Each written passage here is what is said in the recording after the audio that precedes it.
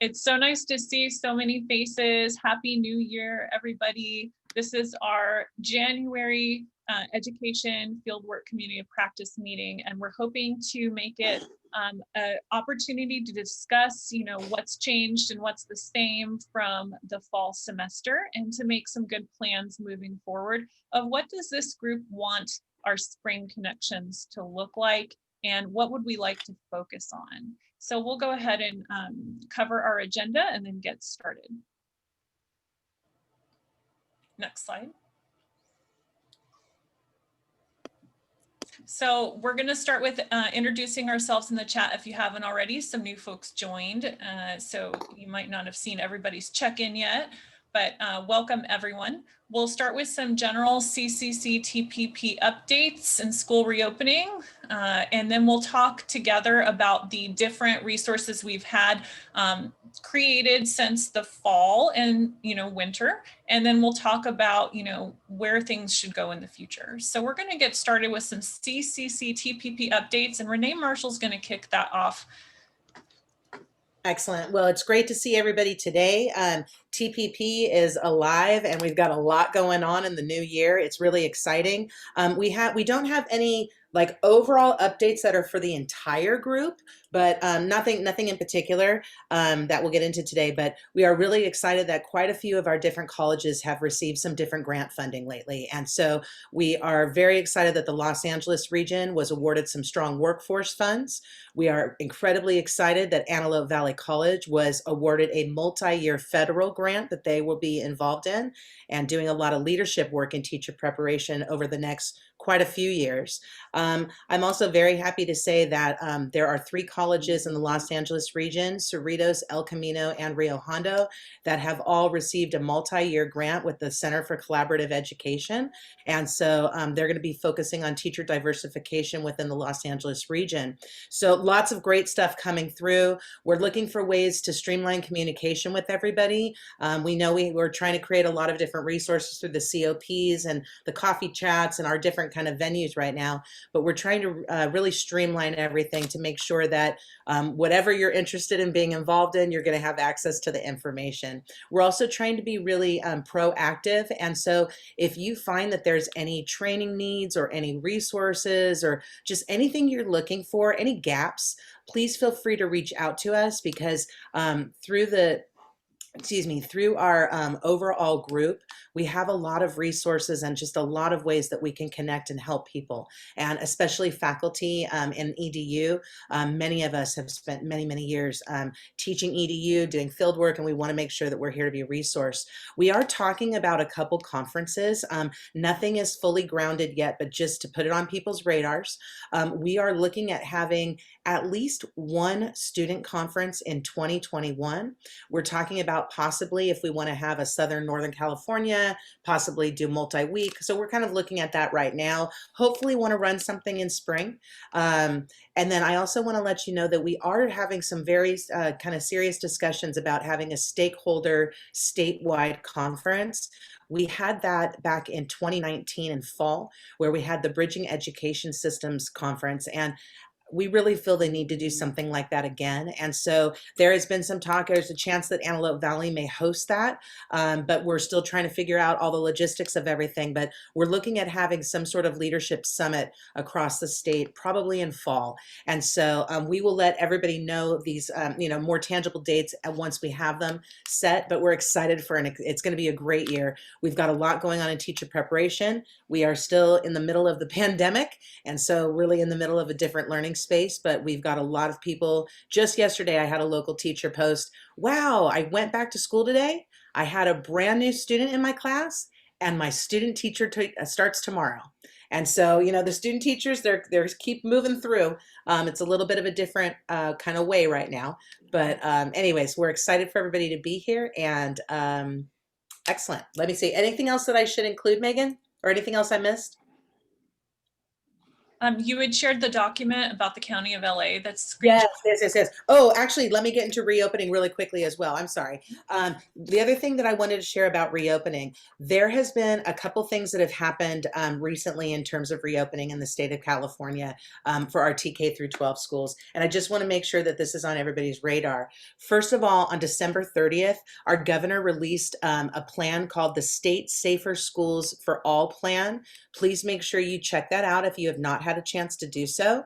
The following day, our Governor Newsom, released financial incentives to get schools to reopen as safely and quickly as possible. At that point, the financial incentive that he had noted was $450 additional per student. But then on January 8th, now I'm coming from LA, so just so you know, I know that's not the whole state. It feels like it sometimes because it's a very big area. But so just yesterday, Dr. Farah, I hope I'm saying her, if I'm pronouncing that wrong, please somebody correct me. But I just put it in the chat. She put out a memo on the 8th, and this actually came out. Not only am I a leader in education, but I'm also a parent of children who are in TK through 12 system right now.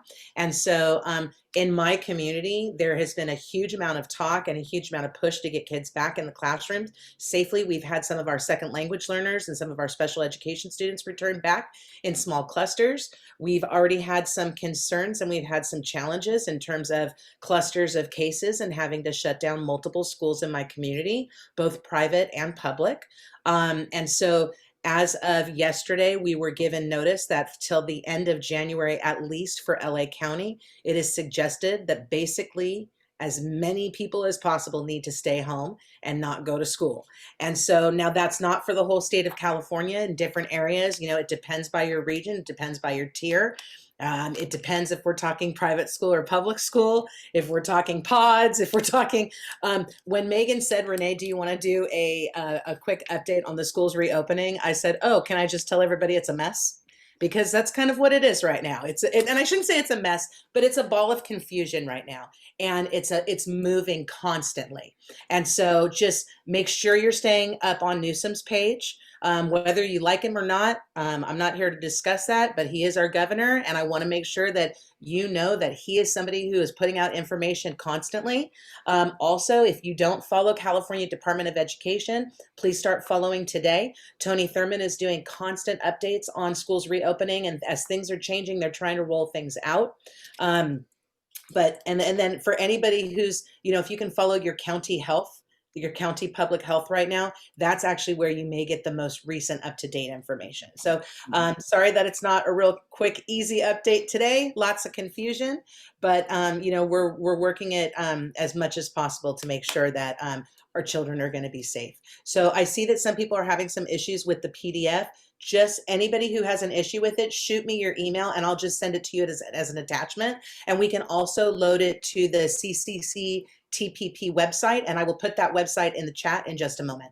Thank you, Megan. Kathleen. Hey, I can pick up from Renee. Good morning, everyone. Nice to see so many people on this lovely day. I was back, the other slide, back one. Yeah, thanks. The only thing I'll add to Renee's update is that I would urge everyone to follow the labor negotiations of their school districts carefully, whatever districts you are both affiliated with, as well as the labor negotiations at your own districts, and not just the faculty unions, but also the classified unions and the administrative union negotiations. Because many things have been coming up, at least up here, I'm in San Francisco Bay region, and some of the labor discussions have been around the cost of cleaning to reopen, the costs of actually the cost of reopening, especially at the college level, and especially for labs, so pay attention to that. And also around labor negotiations, issues have come up around transmission after vaccine. So some of the labor unions are concerned that the research is not clear around the level of transmission even after you get a vaccine and for what period. So those kinds of things, I'm just mentioning it because those kinds of things affect school opening. And we all know, if you've seen the New York Times, for instance, had I think, horrendous article about who has lost jobs during this pandemic, and it's women. Yes, it is women. I've been saying that. They've documented it. And we know we can't have a full recovery until we have childcare and school. And women are really suffering in the workplace. And they're much more likely to not only have given up their jobs, been unable to return, but are also considering leaving as this situation gets worse. So really follow the labor negotiation discussions and look at how this is impacting your community and who's being impacted. 3 more announcements I wanted to just mention. One is that everyone who is on this call who's from a community college should contact their career technical ed deans, the CTE deans at their colleges, because the state chancellor's office has prioritized what's called short-term training for this year to get folks employed. And what would that mean for our sector? The short-term training requirement includes having an employer partner. So whether that's a school district, whether that's an after-school program, whether that's a early ed or recreation program, whoever your employer partners are, you will need an employer partner to say that they're looking to hire. But the short-term training could mean that you have funding for short-term courses, and it has to be 12 weeks or less, that lead to employment in our sector. And so clearly we're not talking about getting K-12 teachers employed. That's not fast. That's not 12 weeks. But for our students that are in the beginning parts of the pipeline and are working at school-based jobs, short-term training could be important as the schools do start to reopen and they realize they need some coursework or they need some training or they even need career information around how to access this complicated career. So talk to your CTE deans and get on the list. Say, hey, we've got a sector that's in turmoil. And as soon as these schools open, we're going to be hiring. And how do we get some short-term training? A possible course in addition to career selection courses would be something as simple as CPR and first aid, or some of the health practice courses. So one announcement. Number 2, make sure everyone reads Newsom's early ed plan, which rolled out on December 1st. And it is the California Early Education Plan. It's just a plan, but when he released his budget earlier in January, there was specific dollar amounts to fund parts of this plan. A key cornerstone of this plan, as many of you know, is TK. So moving toward all 4-year-olds being in a transitional kindergarten in California. And there's significant budget numbers for that goal. Now, whether that's going to last through the May revise, whether that's going to get revised or eliminated, we don't know. But it's going to be important for folks on this call to see that suddenly transitional kindergarten is a big growth area. We're going to need both multiple subject credentials with early childhood classes, and we're going to need new students who want to come in and who want flexibility. They may want to work in preschool, TK, kindergarten, first grade, et cetera. So it really blends our pipeline, I think, more intentionally with ECE and with the State Department of Ed's vision. They're also including classrooms for 3-year-olds now. Read this section that said some 3-year-olds will be in pre-TK classrooms. So read the plan, and I know many of you have seen it, and we can talk more about that later. The last section I wanted to mention has to do with the growth area, has to do with apprenticeship. Apprenticeship is in the governor's plan. It's also at the federal level, has been a growth area, and I believe will be an expanded growth area with the new administration coming in. So take a look at what apprenticeship looks like at your college. Take a look at what it would mean in this sector. Clearly, we're not going to have apprentices that are going to become credentialed teachers tomorrow, but apprentices that are pre-teachers, apprentices in early childhood and after school as paraprofessionals, teacher assistants, as tutors, And that's another growth area, as we have significant learning loss right now with students who have disappeared or have only attended school sporadically. We're going to need lots of hands on deck as we begin the recovery, which has not begun yet, but soon, hopefully in 2021. So take a look at apprenticeship and also talk to your CTE dean, because a lot of the apprenticeship programs are being coordinated regionally through the career technical ed areas. And it's going to be, I think, a big growth opportunity and a way for us to support our students. So those were just my announcements. Also, I'm retiring next week. That's my personal woo. But Is it next week officially, Kathleen? yeah. But I'll be volunteering for a while, and then I hope I will be returning in July to do some things. So I'd have champagne, but I just have tea. Sorry. So we could talk more later. I don't want to take the whole time up about the announcements, but I wanted to just give you a heads up on kind of what 2021 looks like, both craziness and anxiety, but also opportunity. So there you have it, 2021. Megan, I'm sorry, can I tag onto this for just a moment as well, please? I'm sorry that I forgot to mention this before. Kathleen, I put the master plan, the ECE master plan in the chat so people have the link for it.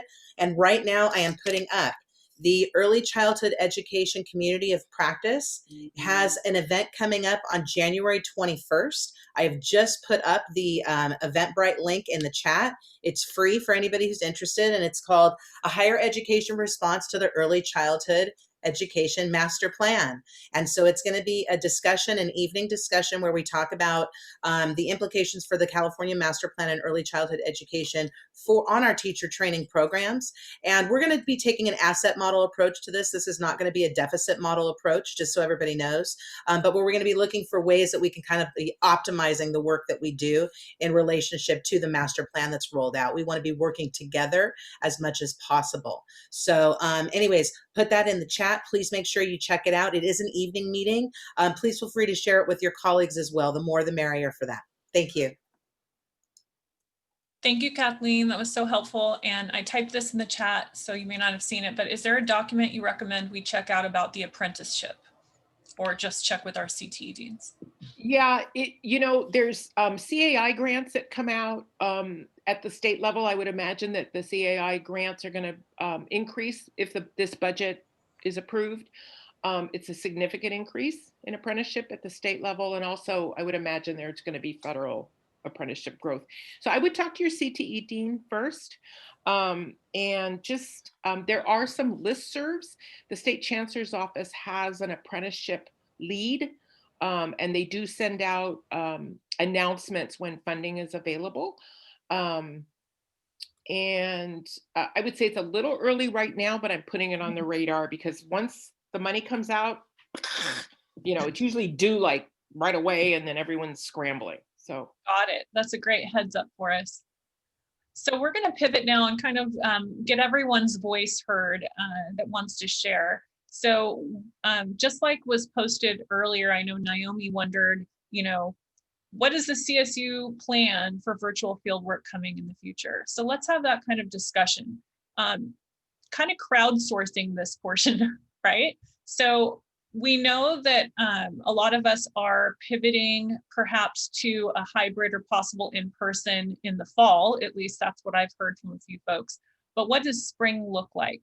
I believe the last we all talked, most of us have education fieldwork classes that are online or virtual, with virtual fieldwork planned for this spring.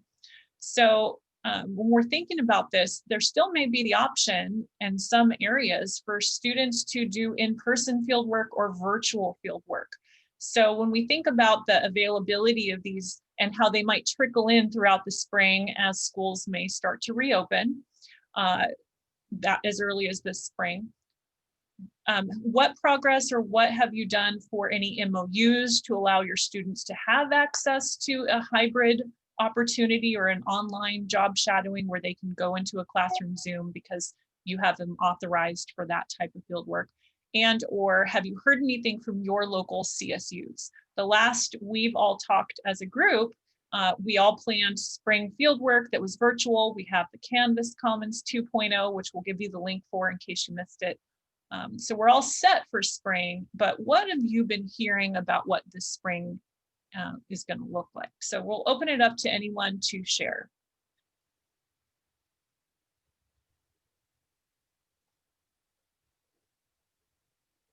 I can share from the CSU side. We actually did do virtual fieldwork hours last semester in the fall. So it was an interesting project to engage in for pretty much the whole semester, because we got to see just like what worked, what didn't work, what were the things that we had to look into for the spring semester. We were really fortunate to get to work with about 6 different local districts who were willing to either cover live scans for students, or say we can't cover live scans, but we're happy to take in some of those students in. So what we did for those districts that didn't cover live scans, as the College of Education here at Monterey Bay has a HSI grant that did cover for those students who didn't have the money to cover their own live scan, just because that amount is quite high. So yeah, the live scans were covered. That was definitely the area that took longer to process, because we had to wait for students to get it done. Then once they got it done, we had to wait 3 to 7 days, depending where they got that live scan done. So there's just different elements that went into it. And sometimes some students did it like as soon as they got the information, and others waited honestly like a couple of weeks before the semester ended.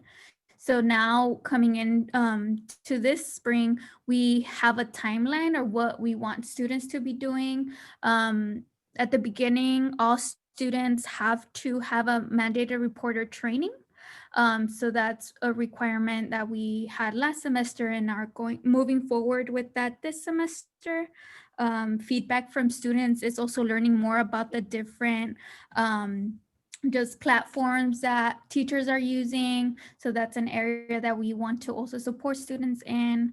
And then in order for some students to be able to engage in that service fieldwork or service learning, is that they need emails that are district from the district. So that's another component that we had to think about, because it also took time to have that processed. That definitely makes sense. That's nice to see how it worked out for you. I know that in my own inquiries, and I see Nancy's hand, so please chime in next, that we would need an MOU for my local K-12 to give my education students access to the platform. So I know that one thing I'm hoping our group looks at is the processing of MOUs, so that in the future, if districts do pivot to more online instruction being like another opportunity, you know, not just an exception for the pandemic, that we would need to have that kind of wording ready. Nancy?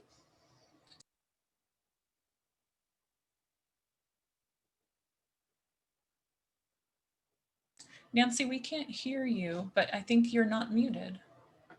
Are you talking to me? No, Nancy Hurlbut has her hand up. Okay. And so I was thinking she would want to share to us all. Okay, she's going to come right back. Has anyone heard from a CSU partner about what community college students can do in the spring, or are we assuming we're moving forward with virtual? I had her email out to a couple of people from CSU Fresno, and so the responses have just been continue the course until further notice. I believe that is the case from when we had CSU folks come and speak as guest speakers to some CCC TPP meetings. Angela? Hi, everyone. I'm Angela Bever. I am TPP coordinator at DVC. I'm also the Education 120 instructor, and I teach third grade. So kind of doing a few different things here. So I can speak to what we're doing at DVC for field work. Obviously, class hasn't started yet, and my courses, my fieldwork course is only in the spring. So my students will do their field work in my virtual classroom, so right here. However, of course, you know, the hours are kind of limited more than usual. So I'm also going to give students opportunities to do some of those other non-synchronous hours, like join board meetings, go to future educators meetings, and I have some online videos that I have in my Canvas course that they will have available to them. We do have an MOU with our school district, and all of the students have to do their fingerprinting through an outside source because we're in the purple tier. And the students will also be signing an online waiver waiver so that they can get a district email, which is really important right now, which is something that I had never had in the past for my fieldwork students before. I also have a student teacher this semester and had one last semester as well. So they're doing their fieldwork all synchronously as well with me. Angela, I have a question. I have a couple questions for you, and I'm so glad you're on right now because one of my questions actually is not about classroom, but about our meetings. As somebody who was part of the time where I taught EDU, I was full-time K-12, and so I love that we have these meetings. But I'm thinking right now, this is probably a huge stretch for you to come into an 11:30 meeting. Like we need, and that's something I want to discuss. Like, should we consider having the COPs, and maybe not every meeting, but maybe every other meeting or something, where we do like a 3 or 3:30 as a start time, just for respect to all of our faculty that are also full time in the TK through 12 system. I didn't want to make that assumption because I'm not currently doing both, but I remember what it was like, and I think that might be a challenge. Would you think that would be beneficial?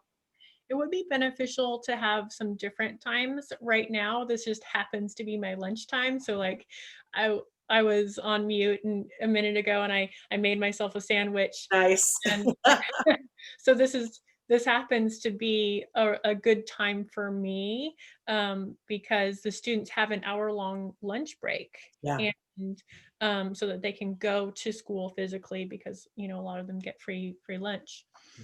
But yeah, after school would, you know, 3:30 would be great as well. Excellent. Also, Angela, I wanted to make sure I was understanding this correctly. Did you say your EDU students are coming into your classroom directly? Yes. So Do you have the entire group? classroom. Yeah. Oh yeah. I have all 30 students.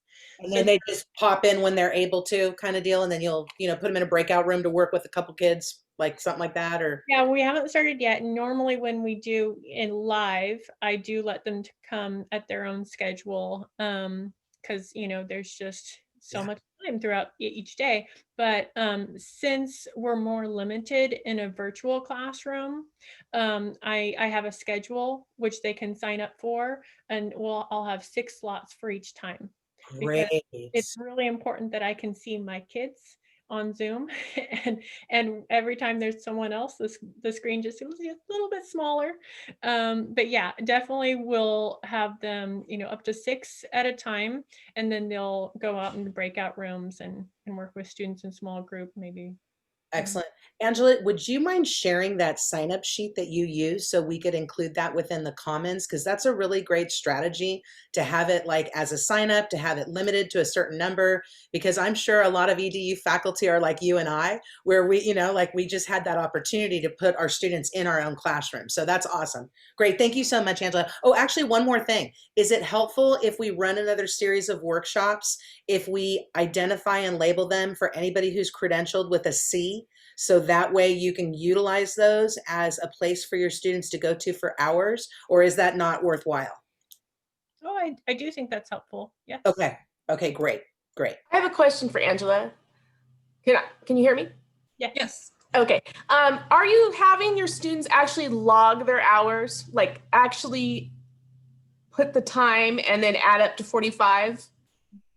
Yes, so I do have a log and also which they will show me like every 2 weeks on their journal.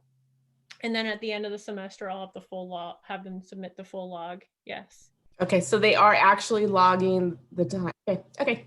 Just curious. I do want to add to that. I recall last semester when we chatted with some CSU folks, most of them, I know Cal State Long Beach mentioned, we're not going to check the logs for virtual fieldwork. We know that the A or B implies they have made those 45 hours. However, in the past, I do know they've advised us to have them log their hours because they had to submit them. Even if they were community college, when they did those hours, they had to show their log that was signed.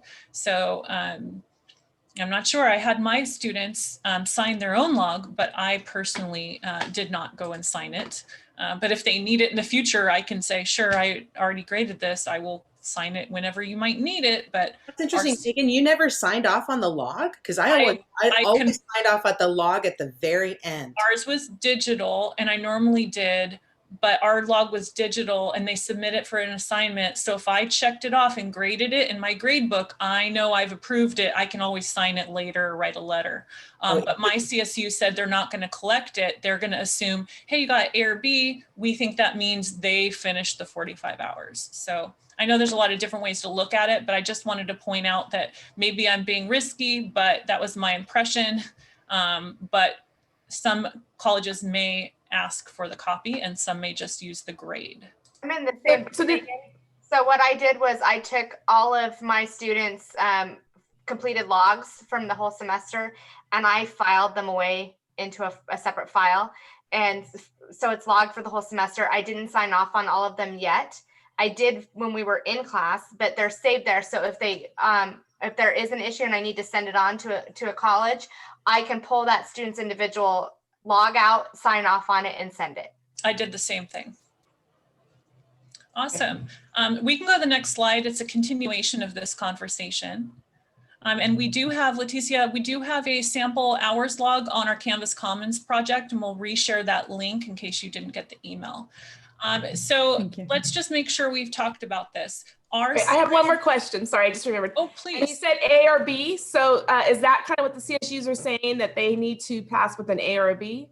Yes, the fieldwork class, if the students have an A or a B, they will not be asked to repeat it if they're a BA Liberal Studies student. Okay. So, yeah. Megan, can you hear me? Yes. Yeah. I know, by the way, for those of you who know, if you go on mute, when your computers are mute and then unmute, it often doesn't let you talk. So that's why I had to leave and come back. Okay. I immediately knew what was wrong. So at Cal Poly, we would actually accept a C in fieldwork experience. If you got a C, we would consider that you completed your, but we always have, anyone who graduates has to do a lower division and an upper division fieldwork. So if you came from a community college with a C, we would say you did your lower division and now you are qualified to do your upper division. And oh, that's great to hear. So that would do it. And we are continuing on almost as if we don't have a pandemic. We've taken our fieldwork, our practicum course, and we put it completely online where we match a student with a teacher. And they actually work one-on-one with a teacher, and they create like work plans, and then the teacher will do it for them. And then they get to evaluate it. So we have this quite complex thing. And I would say my only concern about it is the massive workload for the 3 professors who teach it.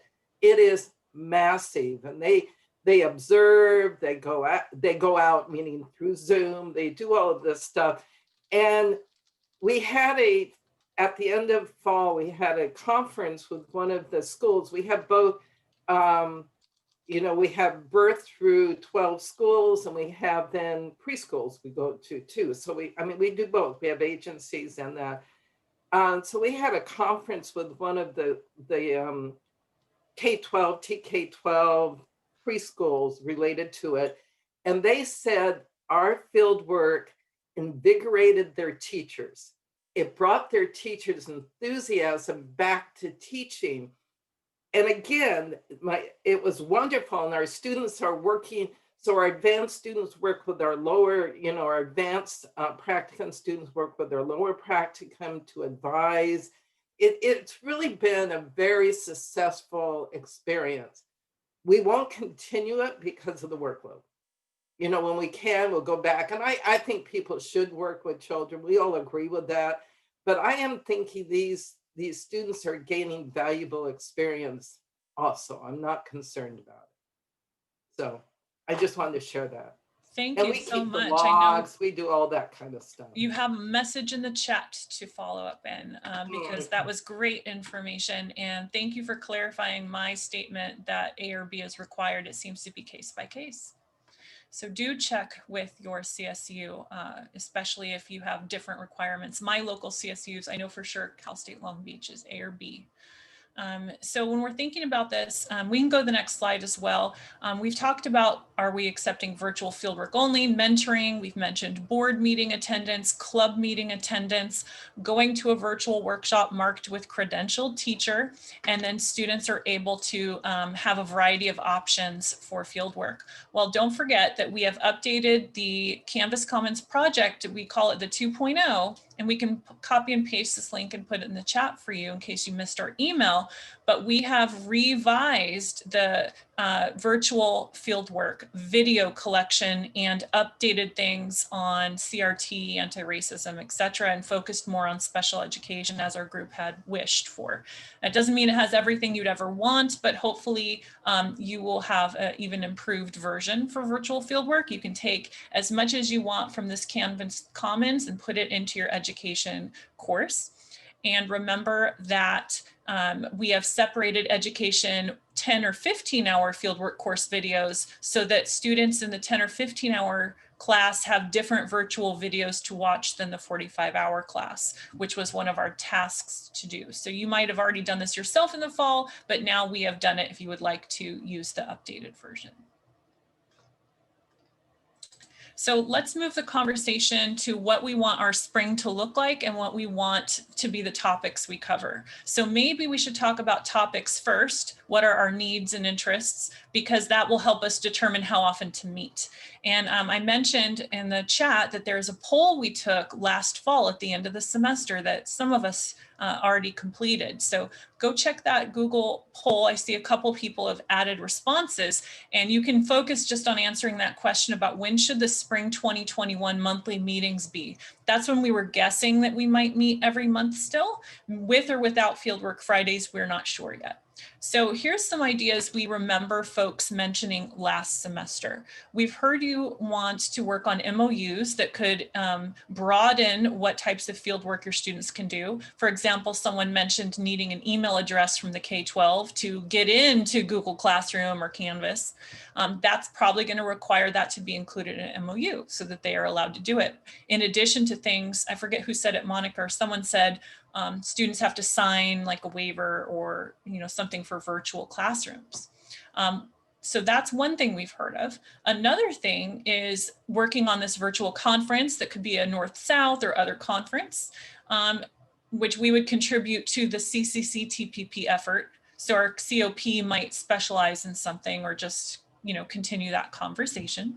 And then also we've mentioned in the past stackable certificates and working on curriculum together. For example, certificates leading up to entry into educational aid and other paraprofessional positions. So let's open it up for anyone to share their thoughts of what do you think is the most important on this list, if we had to pick one or two, or what are we missing?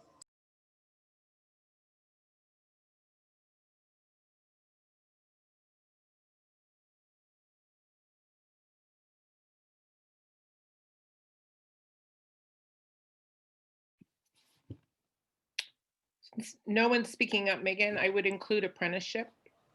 Mhm. Perhaps a meeting focused on both opportunities and from some colleges that are engaged in an apprenticeship already in a related sector. Hey, Kathleen, should we invite Randy Wolf maybe to come and do a presentation on apprenticeships in California? What do you think? Yeah, but her expertise is EC. It's early childhood. It's early childhood, so it might need to be broader than that. There are some apprenticeships. One of our colleges in the north has a youth apprenticeship.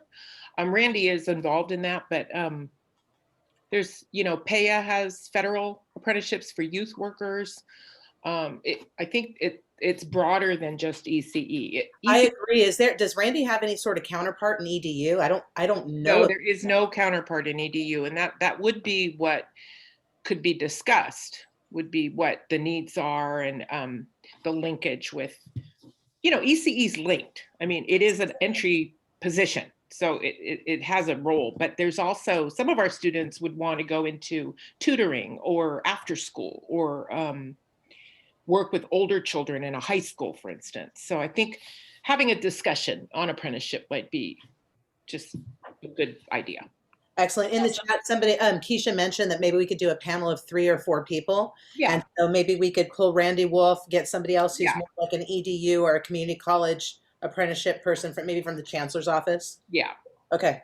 So Renee, I think Randy Wolf, although she's doing early childhood, I think she has, TK-12 experience from Illinois. So I think she's trained as a, an elementary school teacher as well. So you might talk to her and see, maybe she would like to expand or whatever. I don't know. Okay. Yeah, I'll check in with her and see for sure. Awesome. Thank you. It's a great resource. Yeah, she really is.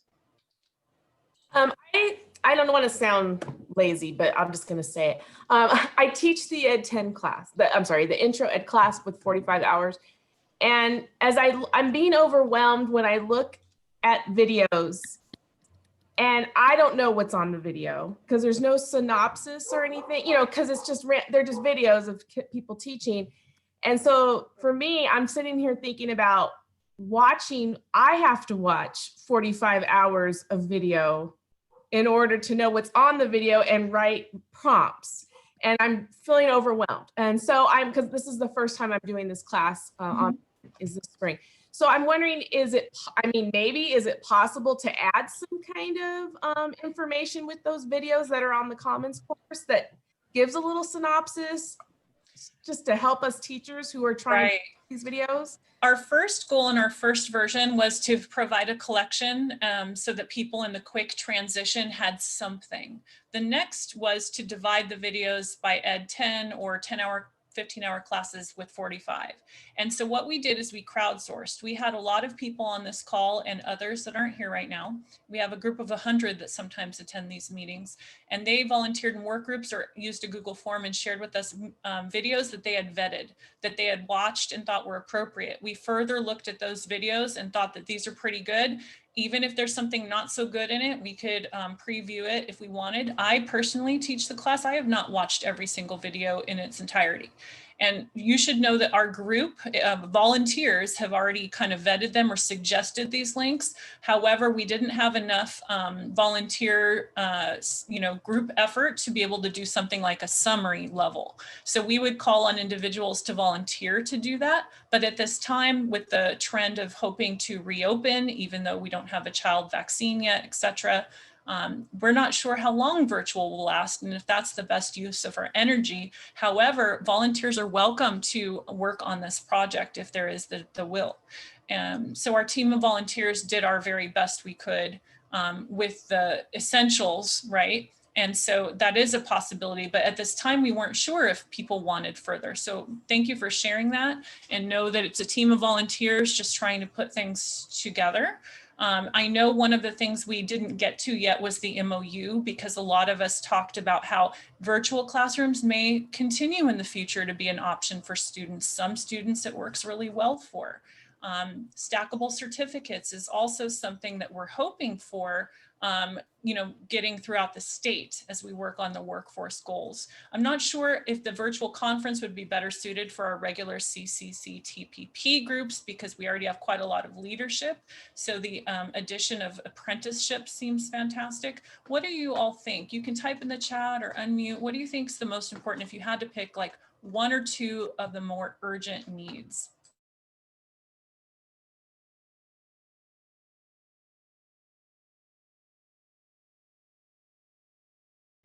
Hi, Megan. Hello, everyone. This is Veronica Allen. I want to answer your question. Could you just repeat the options for us to choose from, which of what topics, and then which priority we might choose? So we collected the ideas of this group from the last meetings. They're on the screen, and Kathleen has added apprenticeship.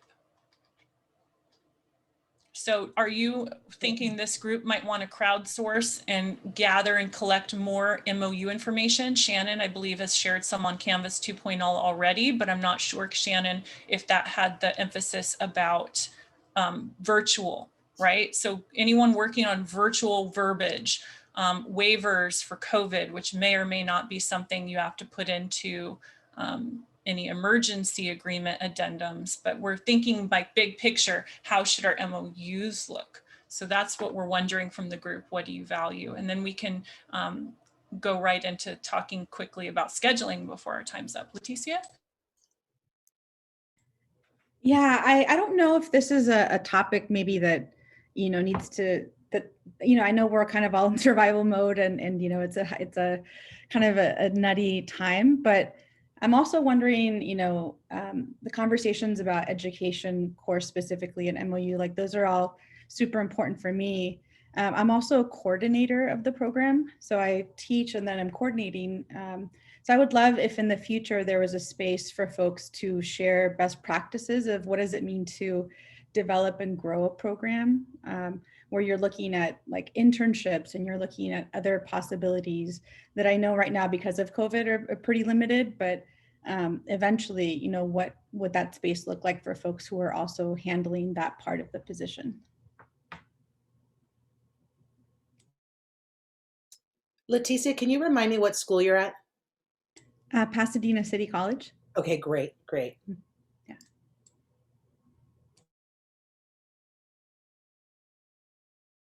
So I just wanted to add that to whether it's to this list or a list, for the future, like another possible topic or space that I know that I would definitely be interested in.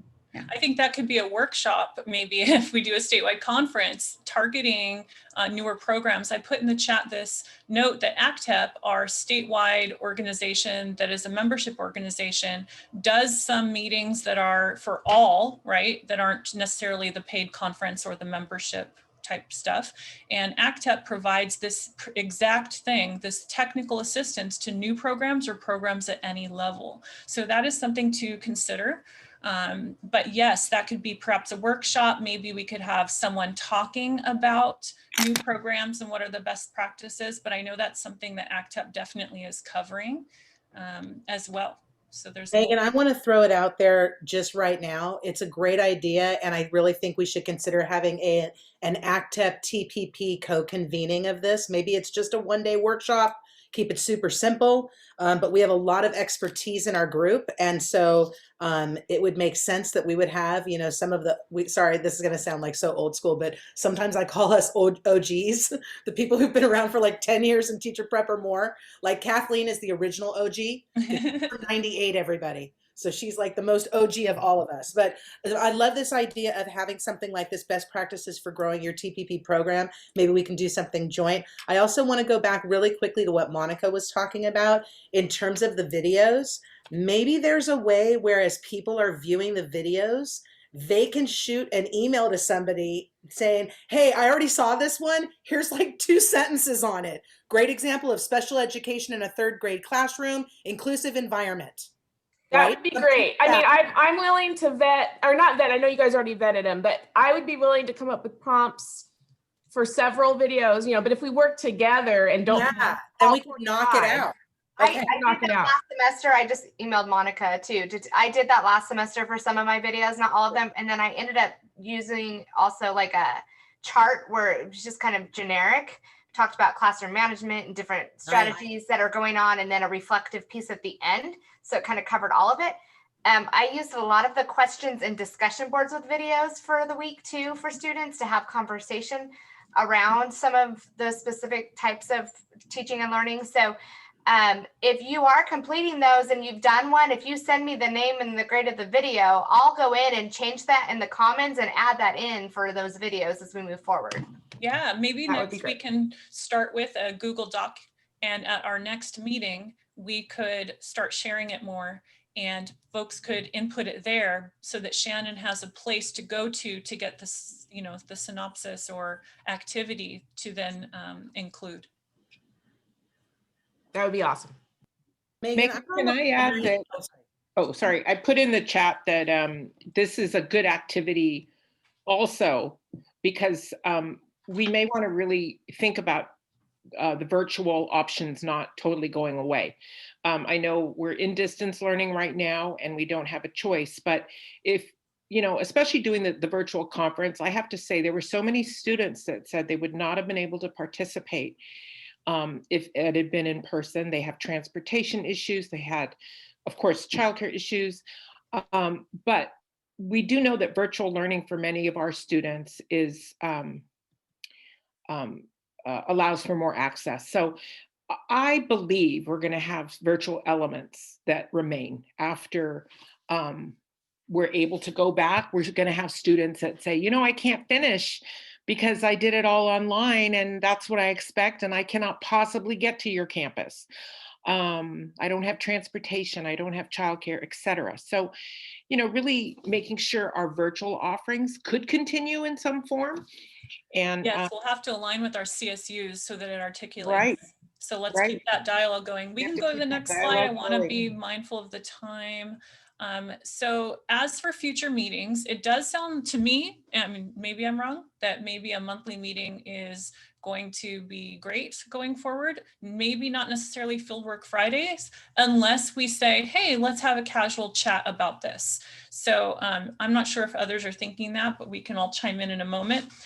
By looking at the chat and listening, it sounds like a Google Doc to summarize the videos could be a fun project that we could all work on. That talking about new programs and working with ACTEP to put something on might be a great plan. Working on MOUs was mentioned as something important as virtual instruction may continue. And then of course the stackable certificates. So some of this may overlap with ACTEP and something that we do as a joint meeting, conference, workshop, etc. So we'll work with ACTEP to come up with how that should look. But are you interested, just one quick question, on guest speakers to kind of illustrate these or to have presentations as part of the meetings, or would you like more chat? I didn't make a Google poll for this, but what are you thinking? A combination, a mix and match? Yeah, I'm seeing some heads nodding. Combination. Okay, so whatever's appropriate, we'll do. I'm looking at the poll. Thank you for adding to it. It looks like the most popular times are Tuesday afternoon, Wednesday afternoon, Friday morning, and afternoon. So perhaps, does anyone suggest, I know that some groups meet on Fridays, would Thursdays be better for these meetings? Maybe alternating dates? Do you want to do a poll for each meeting, or do you want us to pick 3 and that's it for the semester, you know, or let's listen to what you all are thinking. I would say just pick, but I think Fridays do tend to be when other meetings happen for me personally, so. Yeah, I also know that Thursdays this semester are very heavy with meetings. So that's something to consider. So Wednesday was very popular, not the morning, but the afternoon. So perhaps then, Leticia, is your hand still up or is that from earlier? That's from earlier. Just didn't want to miss you. All right, so our group that kind of runs this, and we can go to the next slide, we will kind of crowdsource and listen to what folks are saying. In the meantime, in our next meeting, we will think about planning monthly meetings using your input from today. If you have anything to add with us, we can go to the next slide. The folks that you can contact or the places you can go for more information are here. So this is our website. It's also been placed in the chat. Canvas Commons 2.0 has been placed in the chat, so you can link to that. We also have social media for the group, TPP on LinkedIn and Facebook. But if you want to email any ideas that come to you about when the meeting should be, which we'll be planning this month, let's go to the next slide because you can see all of our emails. Shannon, Renee, myself, Kathleen, we have Kim, Michael.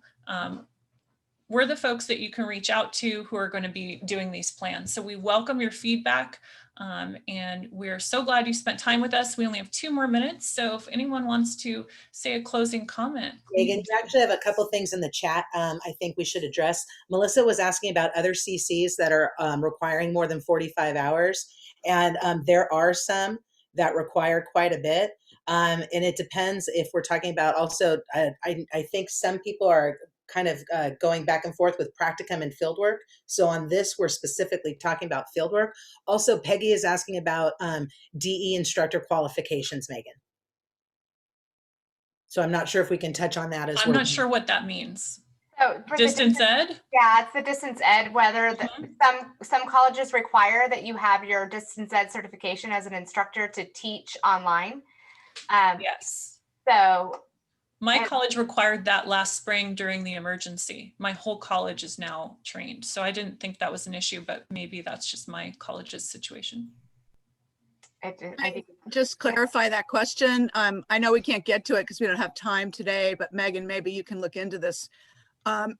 We all did a really intensive 2-week thing over the summer, but it's not going to count. So in other words, next fall, if we go back to in-person, any of us who would like to still teach a course online will not be certified. We will have to, the current situation. So I'm on the Academic Senate and I'm pushing the Academic Senate because DE is a subcommittee to reopen that conversation and, you know, see about alternative qualifications. You know, so if there's others who are doing that or have alternative qualifications, that would be something that would be good to share. Or I would appreciate. Point. I believe in the chat, someone said they already had to do that for this spring. I know my college, we already had to do additional training to teach this fall. Yeah, so maybe additional training, but it's not the certification. It's not the @1 certification, which takes hours and hours and hours and hours, even though what we did took hours and hours and hours. I guess I'm not sure about this because my understanding is my college made us a pathway to move forward with this and it was a custom one. So I think we need more information. I think it depends on the district. So yeah. So, and what our district did is I'm also our instructional designer on our campus. So I have been trained and completed my @1 certification a while back. And because of that, I was hired this summer to create that experience for my faculty. And so I created 3 courses similar to @1, but that meets the needs of our campus and our specific student population. So now my staff are being certified on our campus, but they'll only be certified at our campus for that. So it depends on the district. I don't think there's a one, you know, size fits all for this. I think each district is a little different. The @1 training, like Veronica is saying, that is the statewide certification. There is one intro course from them that is free, and then the others, there is a fee to pay, but you also can get units for it through Fresno Pacific. And if I can just add something, this is Veronica, and it seems to be case by case based on district, and even some academic senates may have a different point of view or perspective on the topic, it seems like. I know for the LACCD, all faculty did that emergency intense training that week in March back in spring. And then there was training over the summer, but by spring 2021, all faculty had to be officially DE certified through either @ONE or the district created one, like what was just mentioned. In addition to that, all courses being offered in spring and spring 2021 had to have a DE addendum created, if it didn't already exist, submitted to curriculum and approved in order for that course to be offered. So not only faculty training, but also a DE addendum that's officially vetted and approved by the curriculum committee. And that was done for all the courses offered at our campus for spring 2021. And it was a massive push on the part of faculty. We had the same. Yes, we did too. All right, so thank you for all these ideas for moving forward. It sounds like we may continue on with monthly meetings. Sounds like Wednesday afternoon might be the winner, or possibly considering varying it. So thanks, reach out to any of us on the screen or anyone in this group for more information. Thank you for joining us. We look forward to rebooting this spring. Thank you, everybody. Thank you. Megan and Shannon, while you're both on, I think we